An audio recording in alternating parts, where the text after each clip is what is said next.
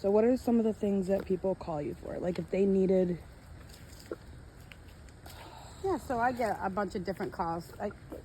So locally, I do some things differently, but I have an office and people come here, and sometimes I go to the homes when they're local. so how far do you really travel? It depends. I service the Mohawk Valley mostly. I do a lot with the Amish because there's a large Amish community here. So on both sides, so I do a lot with the Amish. So I go pretty far, and then there's a bunch of people that come to me from there. So that being said, it really depends. I don't like to kind of get into the dynamics of it, but I get calls for somebody got into the poison ivy and they didn't get it resolved, and now it's turned into an infection, right? So they want to know what herbs we can do about that. What can we do to kind of settle some of those things down? I get ringworm calls. I get cancer calls. I get biopsy calls. I get calls when people have Maternity?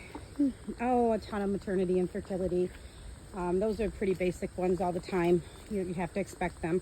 Some of the things that they're using out there, I don't know that people know that there's graphene and other things that besides vaccines, and some of these mRNA modifiers have some things in, but there's other products that they've been on the market for a long time, but you have to be very careful because you'll be flagged so fast and shut down your house. But the truth of the matter is I get a lot of calls about parasites, kidney stones, UTIs, cardiovascular disease, high blood pressure, Anything stress. for skin? Lots of skin, eczemas and psoriasis and boils. Sometimes boils can turn into staph infections. So you got to know how to treat it, what you're doing. Whooping cough, asthma, allergies, really everything. Liver disease, cirrhosis of the liver is a big deal. Cardiovascular is a big deal. Rheumatoid arthritis is a big deal. So anything that you can do medically, you can do herbally. But that being said, I'd like people to know there's always a time and place for medical intervention. Like there's always going to be a time when something has to be escalated to a higher level of care.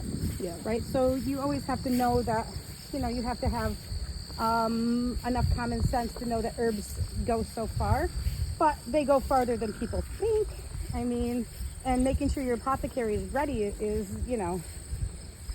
really the important thing. I don't think everybody knows that most every pill is made off of a plant. So if you know what pill you need, just make your own.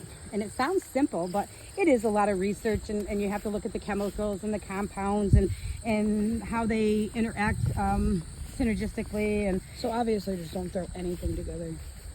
no, but Know what you're doing. it should be person specific. You Yes. should be able to formalize a certain formula that meets the body's needs, so that they don't have to take 15 holistic panels and maybe just 3, right? So, but yeah, there's so much you can do: salves and tinctures and anything that you would, throat tamers.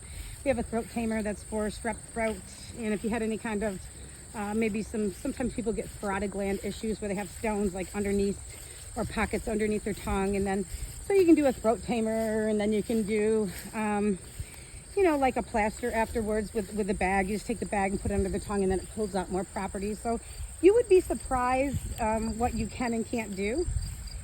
But yeah, I get a lot of calls. I'm a fairly busy person, and I'm enjoying it.